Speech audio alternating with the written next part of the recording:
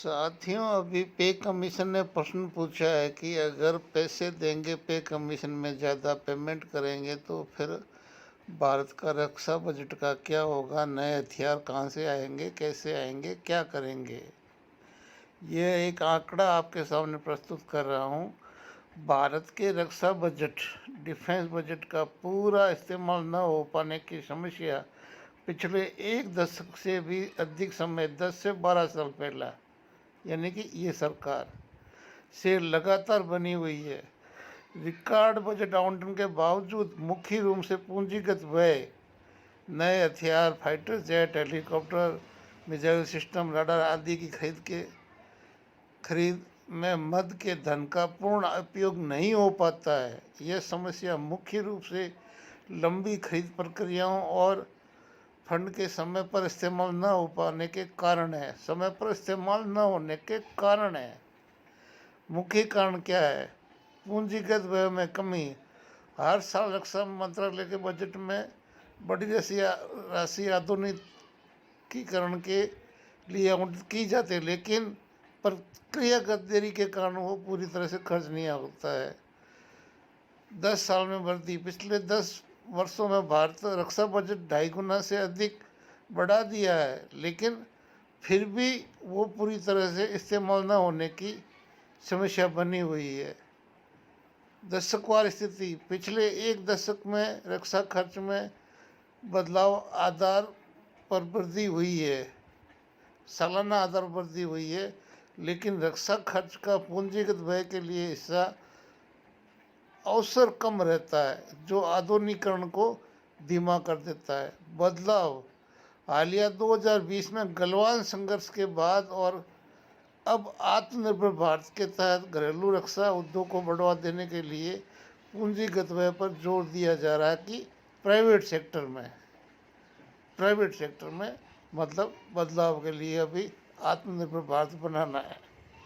कुल मिला के बात ये है कि रक्षा बजट आवंटित होने के बाद में ये खर्च करने की सरकार की किसकी जिम्मेवारी है, और हर साल ये बचत होके वापस जमा क्यों होता है, और 8वें पे कमीशन में कहाँ ये आड़े आता है? ये 12 साल का हिसाब किताब को आपके सामने पड़ा हुआ है। जोरों से पूछा कि दुनिया के ऐसे किसी राष्ट्राध्यक्ष का नाम बताइए जिनको नाम लेके ट्रंप साहब बार बार कुछ ऐसे सवाल उन पर कर रहे हो जो अपमानजनक हो, और वो उसको अवॉइड कर रहे हो या उनसे डर रहे हो इसलिए उसका जवाब न दे रहे हो। ऐसे कौन है? तो उन्होंने बताया, और आप भी ऐसा कर लें तो आपको भी वो बता देंगे कि सबसे ज्यादा ये मामला मोदी जी के रिकॉर्ड में जाता है। मोदी जी दुनिया के पहले राष्ट्राध्यक्ष हैं जिनका सबसे ज्यादा बार नाम लेकर ट्रंप साहब ने, जिनके बारे में, जिसे एक नागरिक के तौर पर, भारतीय नागरिक के तौर पर मैं फील करता हूं कि वो हमारे लिए अपमानजनक था, ऐसा वो कई बार संबोधन करते हैं। लेकिन हमारे प्रधानमंत्री जी एक बार भी, जबकि वो अनेक बार बहुत साधारण मसलों पर किसी क्रिकेटर के यहाँ किसी छोटी बात पर ट्वीट कर। साथियों, जय हिंद, जय भारत, वंदे मातरम। मैं आपका साथी वेटरन ओम प्रकाश जैसलमेर से। अभी भी बहुत सारे वीडियो आ रहे हैं, फिटमेंट फैक्टर, डीए, डीआर, पिछले डीयर का, कोरोना टाइप का एरियर, बहुत कुछ आ रहा है। लेकिन सच मानिए मेरी बात को, मैं झूठ नहीं बोल रहा हूँ। इन सब की कहीं पर कोई चर्चा नहीं हो रही इस देश के अंदर, सिवाय यूट्यूब के और सोशल मीडिया पे। क्योंकि आपको ये बात सबको पता है कि पेमेंट डॉलर में होता है, जिनका चैनल चल निकलता है, और जिनका चल निकलता है वो खुशनसीब है, और हमारे जैसे वो भी खुशनसीब है कि आप जैसों का साथ मिला।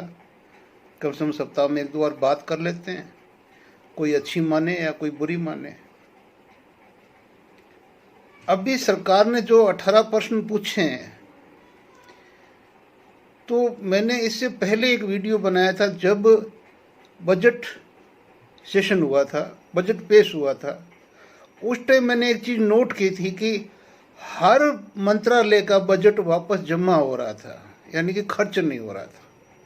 उस पर जब शोध किया तो पता चला कि वो बजट फाइनेंस मंत्रालय से उतना उस विभाग तक पहुंचा ही नहीं तो खर्च कहां से होगा?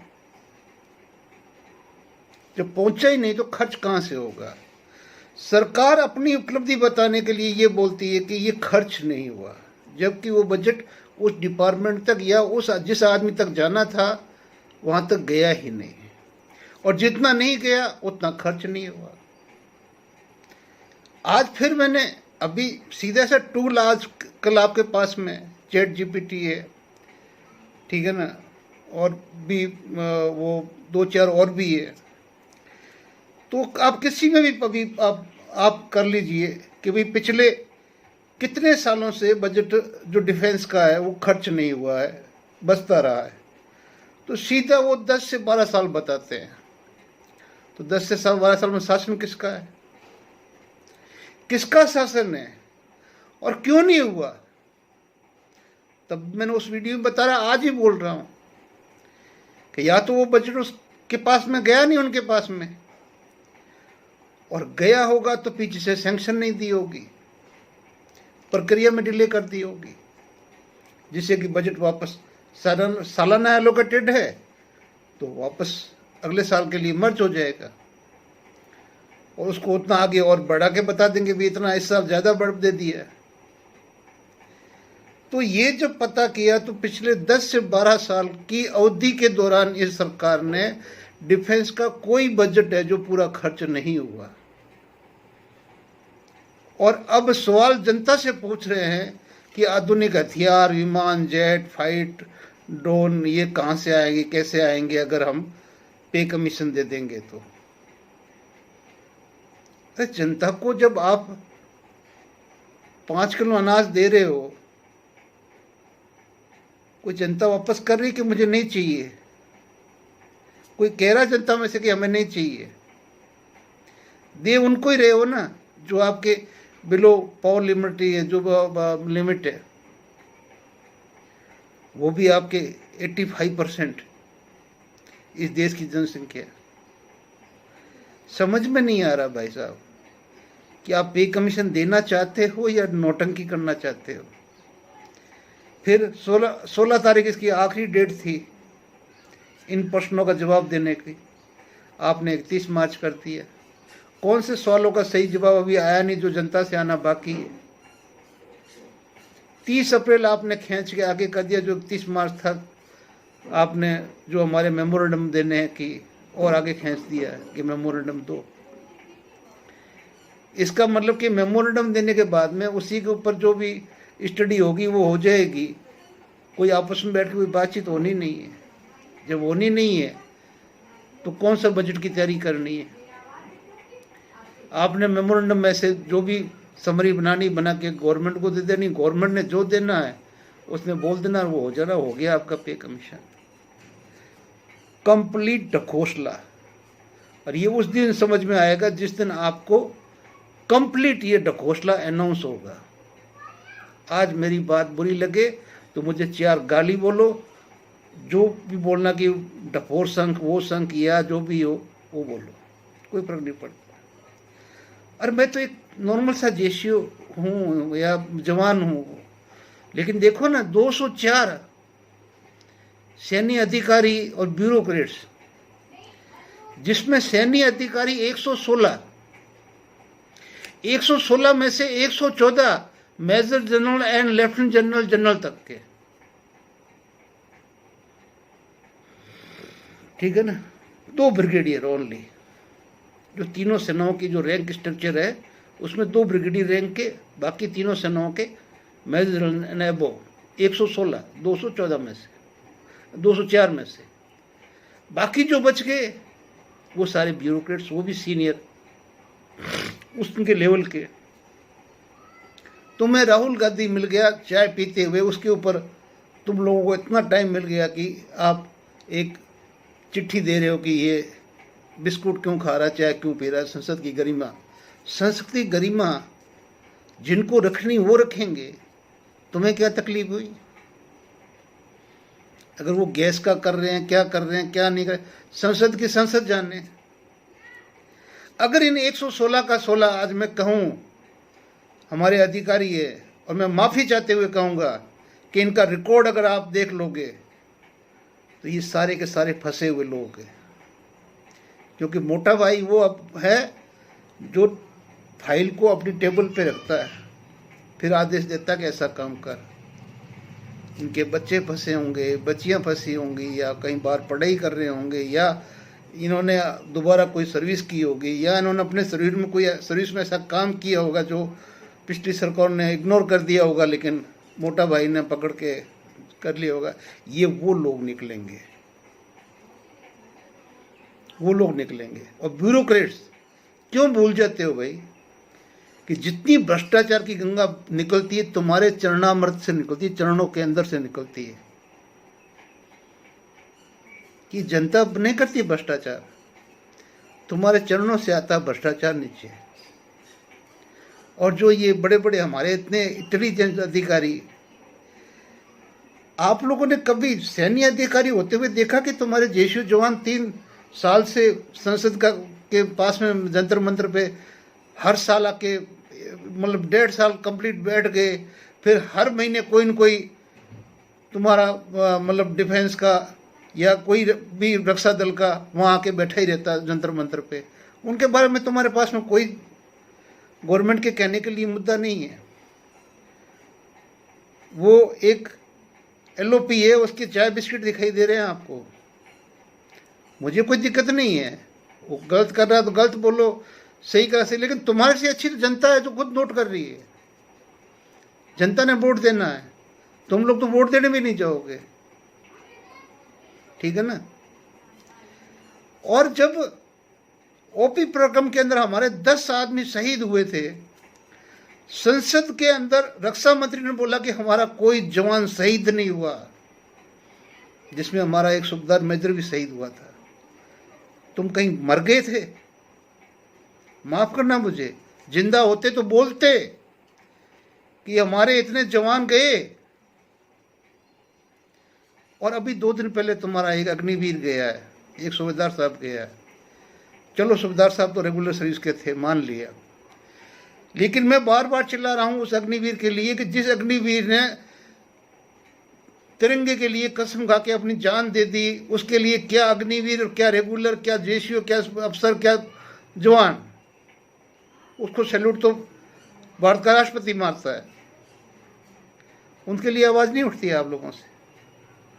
लिखा कभी चिट्ठी, खड़े हुए कभी उनके लिए कि इन अग्निवीरों को 4 साल नहीं इतना साल नौकरी दो, और सेना के अंदर ऐसा मत करो, सेना हमारी कमजोर हो रही है, हम कमांड करके आए, हमें पता है कि तीनों तरफ से हम घिरे हुए हैं, मजदूरों से काम नहीं चलेगा, सोल्जरों से काम चलेगा। ये जो टाइम फ्रेम के लिए मजदूर लिए जाते हैं ना, बड़ा नाम दे के अग्निवीर वो वीर, उनसे लड़ाइयाँ नहीं लड़ी जाती है। एक तरफ समुद्र पड़ा हुआ है, तीनों तरफ से एकदम रेगिस्तान है, 2 तरफ से पहाड़ियाँ पड़ी है, मैन पावर चाहिए। तुम हवाई जहाज से कितने गोले करा लो, जमीन पे ऑक्यूपाई करने के लिए तुम्हें सेना चाहिए, हिंदुस्तान को सेना चाहिए, बगैर सेना के आप कुछ नहीं कर सकते। और उनकी चैन जो है वो 1/2, 1/3 और 1/4 तक की चाहिए, तब जाके कामयाब होंगे। क्या बात करते हैं आप लोगों को चिंता है, जब उनको चिंता नहीं जो संसद के अंदर बैठे हुए हैं। कभी इस देश के प्रधानमंत्री के बारे में सोचा? जो नाली की गैस में जहां लोग मरते हैं, साफ सफाई वाले, वहां जो गैस निकलती है उससे जान जाती है, लाइट नहीं जलती है, चूल्हा नहीं जलता है। तब कहीं गए थे आप लोगों का दिमाग, कहीं अपसेंट था या हवा हो गया था? आसमान से वो रडार छुपा रहे थे बादलों में, तो दिया अपने प्रधानमंत्री को सुझाव कि नहीं जी ऐसा नहीं होता है, हम लोग एक्सपर्ट आदमी है, ऐसा नहीं होता है। आप लोग 116 मेजर जनरल, ब्रिगेडियर और लेफ्टिनेंट जनरल, जनरल तक के लोग हो। जनरल नरवण ने अभी किताब लिखी, एक सोल्जर ने, चलो ऑन ड्यूटी, उसका मुंह नहीं खुला, ऑफ ड्यूटी उसने लिख दिया। बात तो आ गई ना, सेना का काम है लड़ना, लेकिन ये तय नहीं करना होता कि लड़ना है या नहीं है ये तय सरकार करती है। सरकार बोलती है कि लड़ो तो वो लड़ती है, सरकार बोलती है मत लड़ो तो नहीं लड़ती है। बड़े अच्छे हो आप लोग, अपनी गिरेबान में झांको। अगर मेरा वीडियो किसी भी उस अधिकारी के पास चला जाए जिसने उस लेटर में अपना नाम देके साइन किया है कि इस देश का संविधान और लोकतंत्र की हालत क्या हुई है, क्या हो रही है, तुम्हें क्या पता? जनता के बीच में जाके किसी 10 मजदूरों के बीच में बैठो ना शाम को, या रोड पे जो रब हिंदुस्तान की कितनी जनता रेलवे स्टेशन के गटरों के पास में सोती रहती है, रात को जाके वहां मिलो उनसे, पता चलेगा आपके हिंदुस्तान के बारे में। लेकिन जहां अभी ओबी प्रकम के अंदर एक एयरफोर्स के सार्जेंट की मां रो रही थी कि राजनाथ सिंह को लाओ मैं उसकी जुबान खींच लूंगी, कहां मर गए थे कहने वाले कि मेरा एक ही बेटा था वो भी प्रोग्राम शहीद हो गया, लेकिन वो संसद में कैसे बोल रहा कि मेरा कोई जवान हताहत नहीं हुआ, क्रॉच तक नहीं आई, शीशा तक नहीं टूटा है। इन बेशर्मों के लिए संसद की मर्यादा आप लोग तय करोगे, सैन्य अधिकारी और ब्यूरोक्रेट्स। ये क्यों नहीं कहते कि तुम्हें अपनी जान बचानी है जो गुंडी फंसी हुई है? ठीक है ना, मैं ज्यादा क्या बोलूं, आज मुझे इस बात पे बोलना था कि पे कमीशन के रोड़े तुम हो, तुम्हें डायरेक्ट कैप्टन चाहिए, जाइए आप। तुम्हें डायरेक्ट कैप्टन का पेमेंट कब चाहिए? 11A से चाहिए पे लेवल। तो 10A या 10B ले लो आप ऑनरी वाला, हमें आप पे कमीशन 3, 4, 5 वाला पेमेंट दे दो, जो 6 में आपने बंद कर दिया, 7 में आपने नए रिक्रूट लेफ्टिनेंट के साथ में कर दिया हमारा पेमेंट। एक बार हमारा बैक डेट से कैलकुलेशन करके देखो कि हमारा पेमेंट कितना बनता है। पूरी पेट को काट के खा लिया, लेकिन हम देखते कि जब हमारे देश की इतनी जनता 5 किलो अनाज पे चल रही, तो अपने को तो 2 पैसे मिल रहे हैं ना, चलो कोई बात नहीं। लेकिन जो नए नए लड़के जो शहीद होते जा रहे हैं, उनकी फैमिलियां हैं, माँ हैं, बाप है, उनकी क्या हालत हो रही है, क्या नहीं हो रही है, इस चीज़ों पे कभी सोचते हो? जो संसद की मर्यादा याद आ गई तुम लोगों को? माफ करो साहब, ये एक सैनिक का काम नहीं है, सैनिक का काम नहीं है तो फिर सैनिक वो होना चाहिए जिसका सीना आगे जितना वैसा ऐसे भी होना चाहिए, जुबान का पक्का होना चाहिए, लपरचू नहीं होना चाहिए। और हमने तो अच्छी तरह से देखा है साहब, नज़दीक से देखा है, आपके ऑफिसों में देखा है। हो सकता है मेरा ये वीडियो बहुत गलत संदेश दे रहा हो, लेकिन मेरा दिल कहता है कि संदेश सही दे रहा हूँ मैं। तो गलत लगने वालों को गलत लगेगा। जय हिंद, जय भारत, वंदे मातरम, पे कमीशन डिब्बा गोल।